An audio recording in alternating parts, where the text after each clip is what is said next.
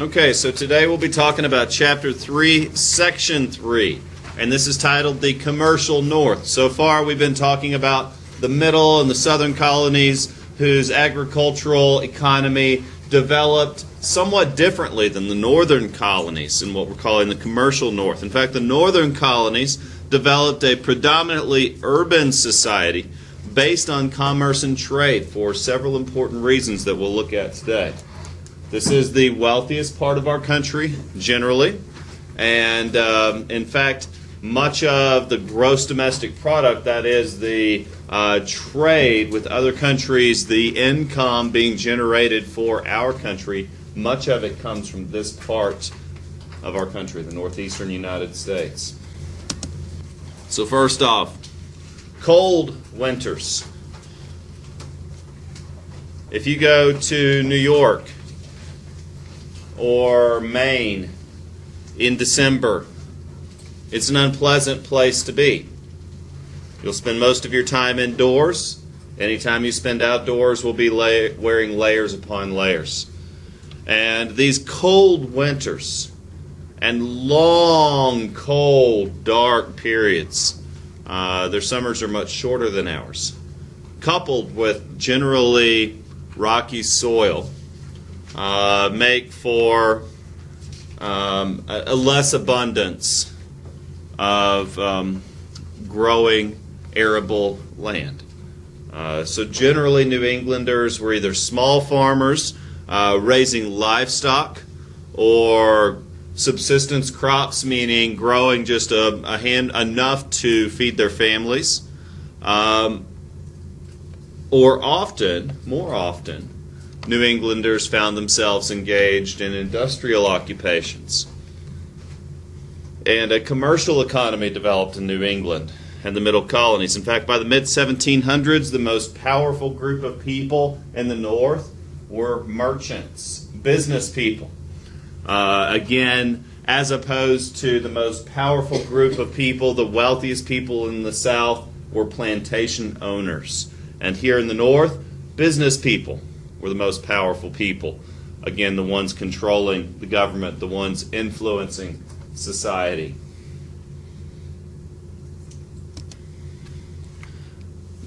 Now, because of the growth in trade in New England and the growth of trade with other countries, port cities, these are cities bordering the ocean, are going to become extremely important. In fact, Philadelphia, prior to the American Revolution, was the second largest city in all of the British Empire. The only bigger city was London. And so Philadelphia was an extremely important port city.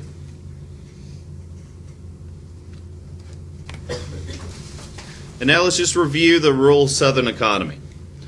By contrast, the long growing seasons in the South, consisting of often single crop plantations in the Tidewater regions, grass or tobacco, further west in the Piedmont areas, large cotton plantations. The southern colonies were primarily agricultural. As a result, there was less industry. The economy in the South was not very diversified, unless you think of a diversity in terms of types of crops grown. It was primarily agricultural. Because of this, there were not many large cities. These plantations were self-sustaining communities, and Southerners had no need to gather together in large urban areas. There was really only one large port city prior to the American Revolution in the South, and that was Charleston. And you can go to Charleston today, and much of it has been preserved like it was in the pre-revolutionary times. The streets are still cobblestone, many of the buildings used for commerce, were preserved, and you can go tour Charleston, and it's quite beautiful. Now, because of a less urban society, you don't have as many of the social problems that you do when you group large people together in close proximity. And because it was a less industrial society, there weren't many jobs in the South for immigrants. Because when the number of indentured servants declined in the South, the importation of African slaves increased, and the primary labor force on these large-scale plantations was African slaves. And so you don't see many immigrants coming into the South prior to the American Civil War. And for that reason, much of the southern United States is less diverse ethnically than the Northeast. You go to cities in the Northeast and you'll find a much more cosmopolitan population. Cosmopolitan means people of all races, creeds, ethnic origins, etc. More diversity than you would find in the southern United States prior to the American Civil War. Though large numbers of immigrants were coming into the American colonies at this time, immigrants from Germany, Scots-Irish, Dutch, Jewish people, coming for all manner of reasons. But similar to the experience of immigrants today, these immigrants were encountering prejudice, were often clashing with the natives, this case being Native Americans, and often living on the frontiers out of necessity. There was some slavery in the North. I don't want to paint the wrong picture and say there was no slavery. Slavery was not as frequent because of the smaller farms, yet prejudice still exists. Slaves did have some legal rights, though enforcement of these rights depended on the state's willingness to pursue cases. And in many cases, the state would err in favor of the owner of these slaves since they were considered property. Now, in Northern society, women lived very similar lives to men, yet had, similar to the South, very few legal rights. In fact, only single women or widows could own businesses. And much like the South, this cult of domesticity was the prevalent culture, that women were expected to submit to their husbands. There was also a great deal of superstition in pre-revolutionary colonial America. You remember we talked about the Puritans and this strict fundamentalist sect of Christianity. And we've also learned some about the culture of treating women as submissive beings. And there's a great deal of writing about this. And there's a great deal of misogyny in this culture, meaning gender bias favoring males. And when you combine fear with superstition, it can often lead to hysteria. There was a case in Salem, in New England, in 1692, where there were a number of accusations of witchcraft that led to trials. Many of those who were accused were women. Many of those who were accusing were rather poor. In some cases, those who were accused were of wealthy families. Many of these women were considered, quote, too independent. And townspeople became suspicious. And this led to the Salem witch trials, which unfortunately resulted in the burning of several of those who were accused of witchcraft here in the colonial Americas. So let me contrast the religious hysteria and fear with another cultural phenomenon that was going on called the Enlightenment. It wasn't that in the 1700s people started using their brains. No, philosophers and scientists date back throughout human history. One of the earliest scientists, arguably, was the philosopher Aristotle. You could go back much further, I'm sure, to just basic questions about the universe and basic observations that can be made from our senses. But Aristotle was one of the first to begin to use those senses to categorize what could be understood and what could not. So for centuries, philosophers had been using reason and observation to explain the world. But the Enlightenment was an intellectual movement in the 1700s, emphasizing the use of common sense and observation to explain the natural world. And it is important that we understand this movement because many of these people who were writing, considering themselves Enlightenment philosophers, went on to be instrumental in the formation of the American nation.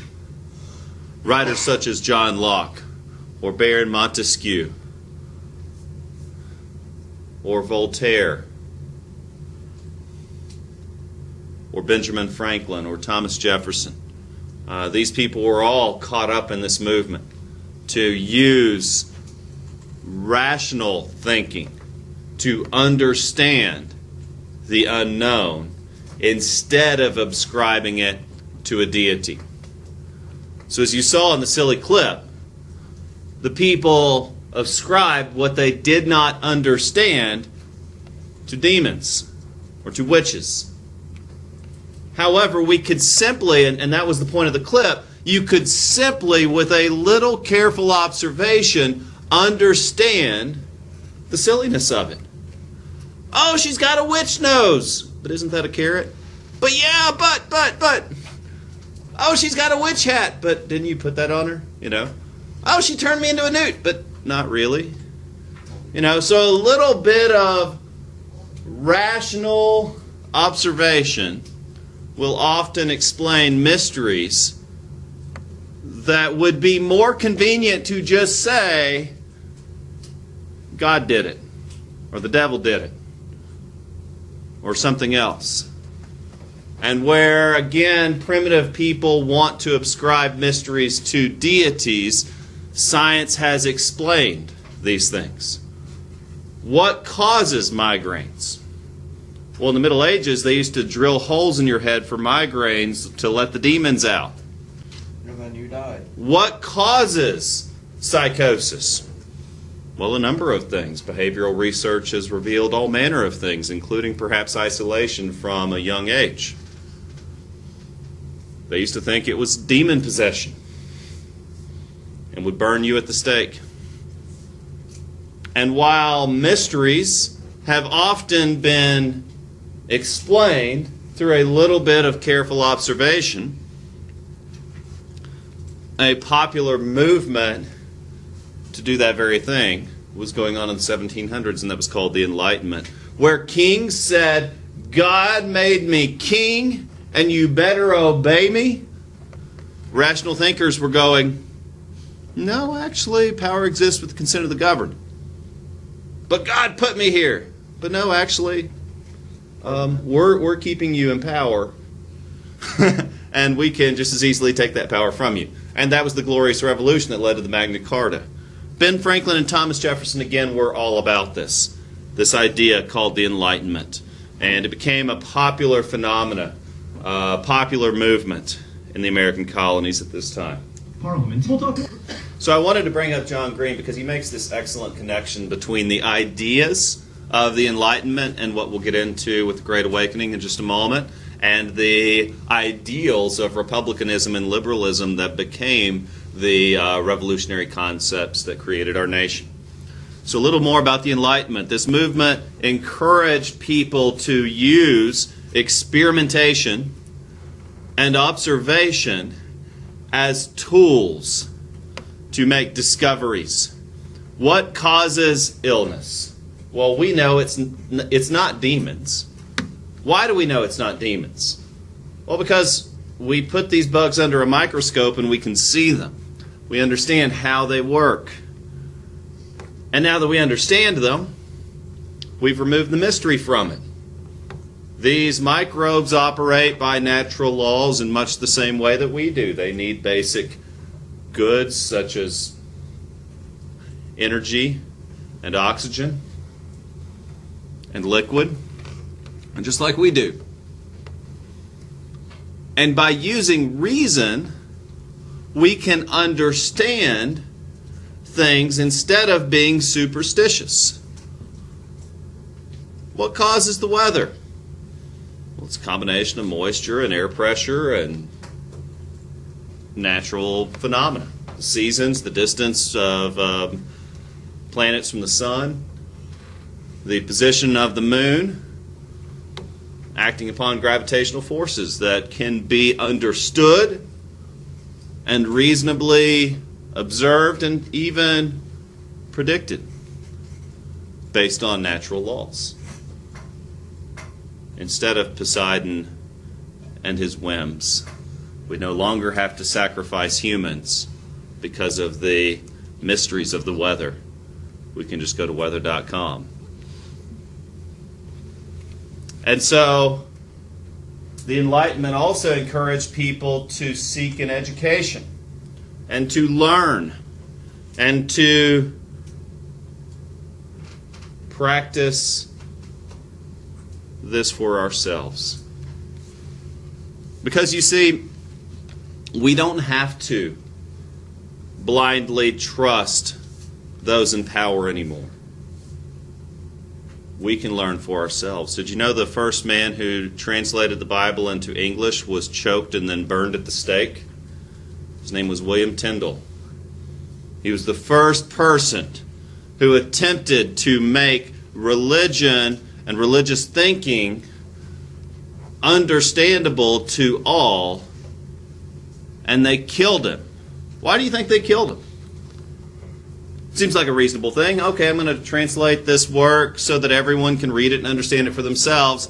No, we're going to burn you to death, the most painful way to die. Okay. They didn't want anybody understanding. Yeah, good. So, Lex makes a great point. They didn't want you to be able to think and understand for yourselves because you might ask questions that your leaders don't want you to.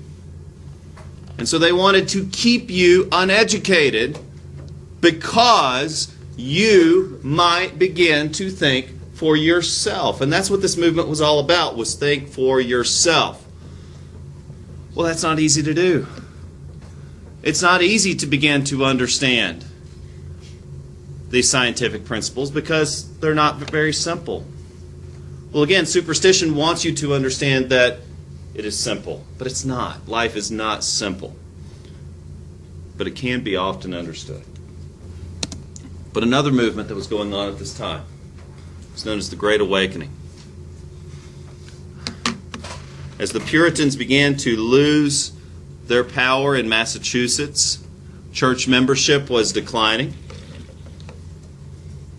There were a couple of popular preachers in Massachusetts in the colonies who began to preach that people were sinful and must seek God's mercy, as you heard in the clip. Jonathan Edwards, one of the most famous of these. George Whitefield was also preaching in this similar manner. And these preachers encouraging one's individual relationship with God began a revival movement known as the Great Awakening in the 1740s. Colonists of all ethnic groups were joining new churches. And it was very much a religious revival. This, as well as the Enlightenment movement, encouraged colonists to question authority.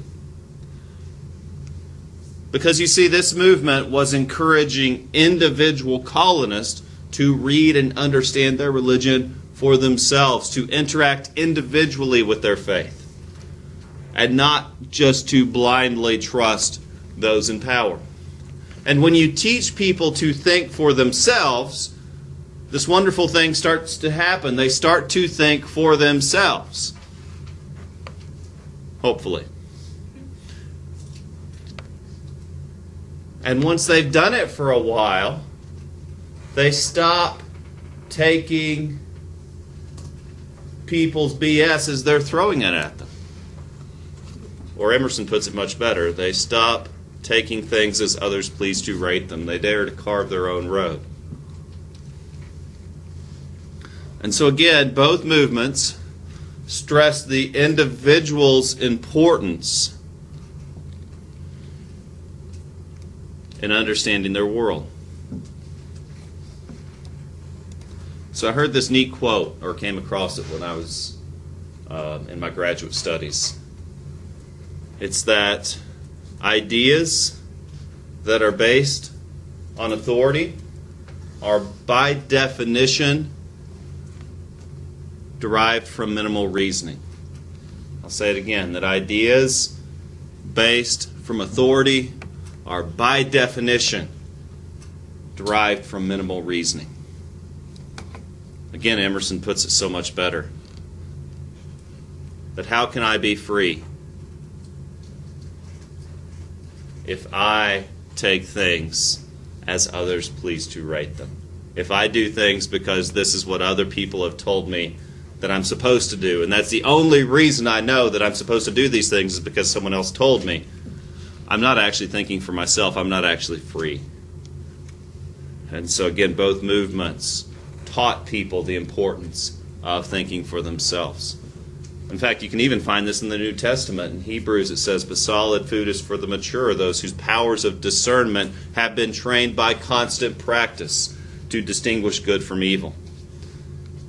And so even there in the Old Testament, the writer stresses the importance of practicing discernment, meaning you have to continually train yourself to figure out what is right and what is wrong, and not just rely on others to tell you those things. Now, the Great Awakening encouraged people to rededicate themselves to God, to live a fervent and faithful life devoted to their religion. It encouraged people to join organized churches.